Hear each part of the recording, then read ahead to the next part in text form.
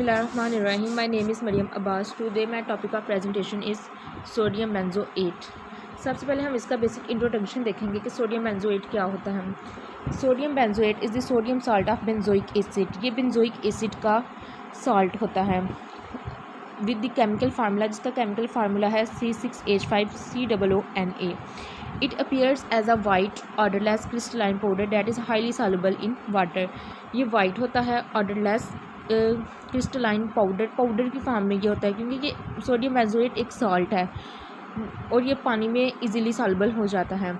इसके अलावा it is produce commercially by neutralising benzoic acid with sodium hydroxide. इसे हम बेंजोइक एसिड को सोडियम हाइड्रोक्साइड के साथ न्यूट्रलाइज करवाते हैं और हमें सोडियम बेंजोएट मिल जाता है। अब हम इसकी नेक्स्ट केमिस्ट्री देखेंगे कि केमिस्ट्री ऑफ सोडियम बेंजोएट।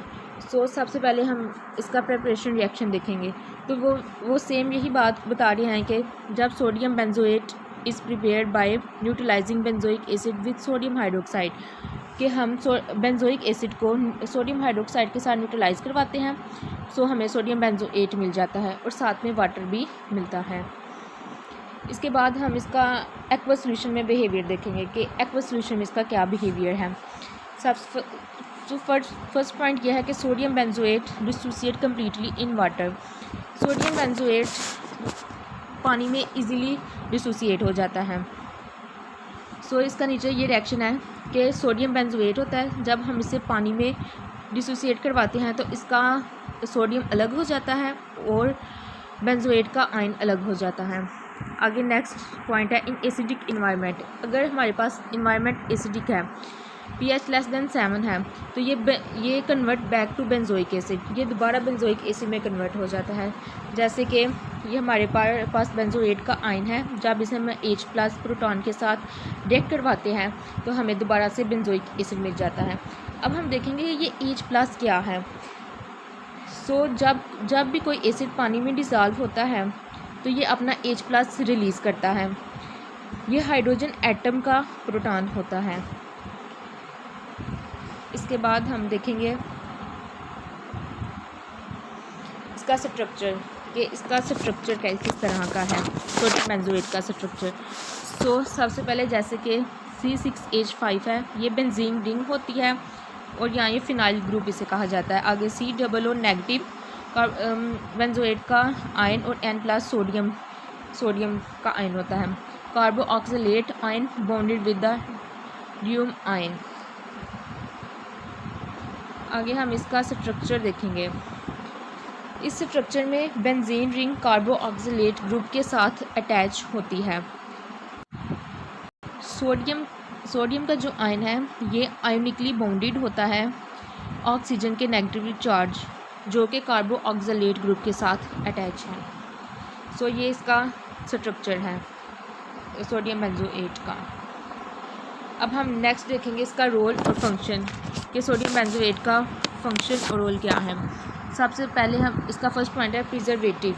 ये एज अ प्रिजर्वेटिव के तौर पे इसका एक्ट करता है। सबसे पहले प्रिजर्वेटिव एंटी माइक्रोबियल एजेंट। सबसे पहले हम देखेंगे एंटी माइक्रोबियल एजेंट क्या होता है। ये एक सब्सटेंस होता है जो माइक्रो ऑर्गेनिज्म की ग्रोथ को रोकने के लिए यूज़ होता है।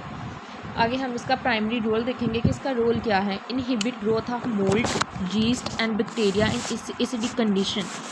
ये एसिडिक कंडीशन में मोल्ड, यीस्ट और बैक्टीरिया की ग्रोथ को रोकता है। आगे हम देखें, अब हम इसमें वर्ड यूज़ हुआ है मोल्ड। अब हम देखेंगे मोल्ड क्या है। ये फंगस की ही एक टाइप होती है जो फूड वॉल्स या डैम्प वाली जगहों पर उगता है और उसे रोकने के लिए हम यूज़ करते हैं। इसके अलावा यीस्ट भी एक फंगस ही होता है जो अक्सर छोटे या सिंगल सेल ऑर्गेनिज्म में होता है। और बैक्टीरिया मैकेनिज़्म। अब हम इसका मैकेनिज़्म देखेंगे। Convert into benzoic acid in acidic medium. ये एसिडिक मीडियम में सोडियम बेंजोएट को बेंजोइक एसिड में कन्वर्ट कर देता है। Which diffuses into microbial cells and disturb metabolism. अब हम इसका नीचे रिएक्शन भी देखेंगे कि सोडियम बेंजोएट H+ के साथ रिएक्ट करता है और ये हमें बेंजोइक एसिड देता है। अब नेक्स्ट है intermediate in organic synthesis. used as a starting material in the production of various dyes, plastic and resins. Dice plastic की प्रोडक्शन में ये एज अ स्टार्टिंग मटेरियल के तौर पर इसे यूज़ किया जाता है। कुरेनियन इनहिबिटर्स, इसको आगे हम कुरेनियन इनहिबिटर्स के तौर पे भी यूज़ किया जाता है। Used in antifreeze and cooling system to prevent कुलेनियन ऑफ मेटल्स पार्ट्स। हमारे जो मेटल्स के पार्ट होते हैं वो उनको कुरेनियन ना हो, मतलब उनको जंग ना लगे, तो उससे रोकने के लिए भी हम इसे यूज़ करते हैं। अब हम देखेंगे एंटी फ्रीज़ क्या होता है। एंटी फ्रीज़ एक लिक्विड है जो पानी या किसी सॉल्यूशन के फ्रीजिंग पॉइंट को कम कर देता है कि वो फ्रीज़ या बॉयल ताकि वो फ्रीज़ या बॉइलिंग का टेम्परेचर को बढ़ा दे। अब हम इसकी नेक्स्ट एप्लीकेशंस देखेंगे। फूड एंड तो सबसे फर्स्ट इसकी एप्लीकेशन है food and beverage industry. Use as a preservative in acidic food, जैसे कि जूसेस, सोडा, पिकल, सॉसेस, इसमें से यूज़ किया जाता है। Inhibit growth of mould, yeast and bacteria.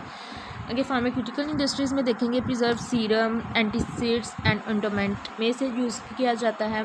Enhance product shelf life, ये प्रोडक्ट की शेल्फ लाइफ को भी इंक्रीज़ कर देती है। Cosmetic and personal care found in shampoo, lotion, mouth wash and creams में इसे यूज़ किया जाता है। प्रिवेंट माइक्रोबियल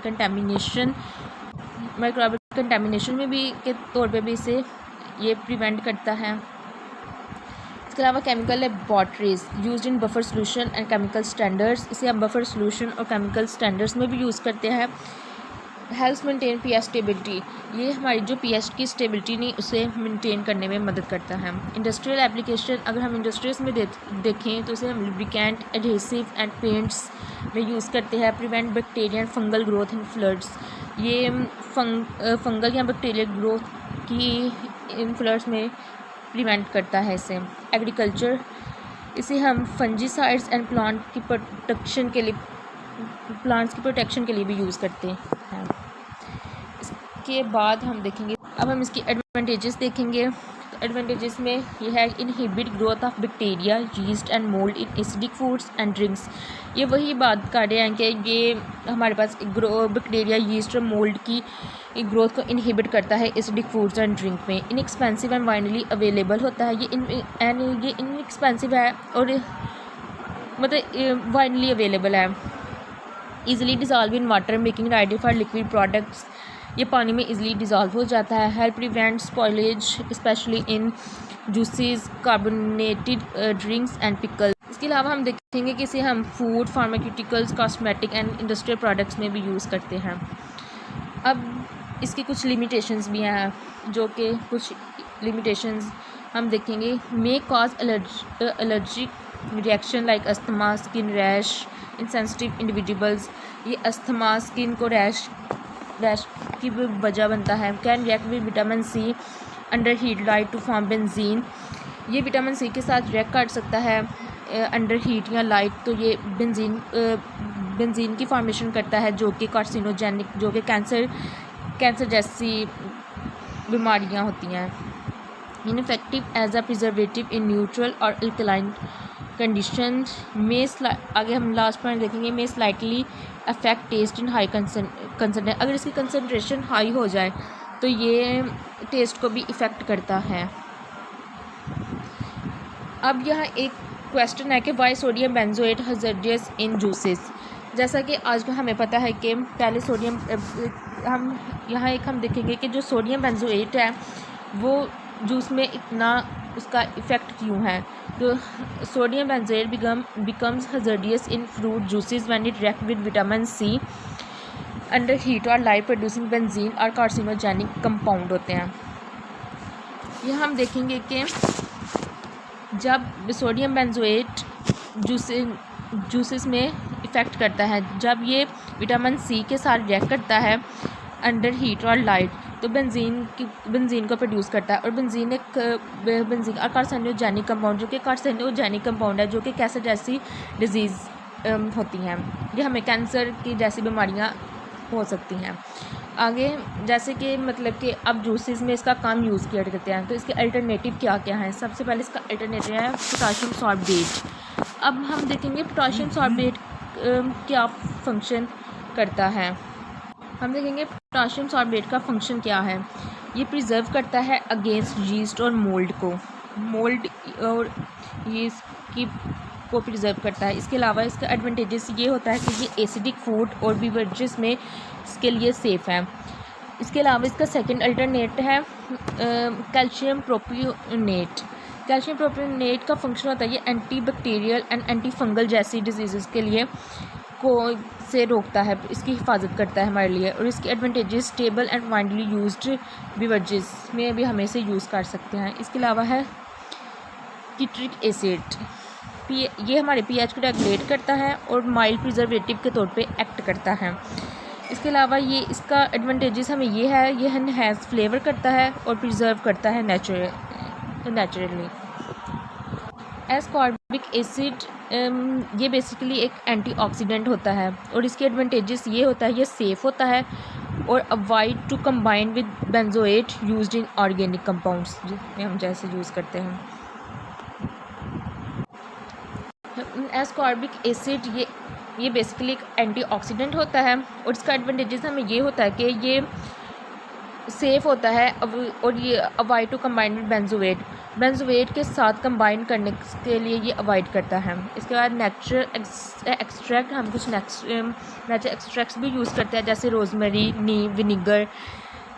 इसका हमारे पास एडवांटेजेस ये होता है कि यूज्ड इन, इसे हम ऑर्गेनिक के तौर पर इस्तेमाल करते हैं और ये जूसेस में भी सेफ़ होता है। और थैंक यू।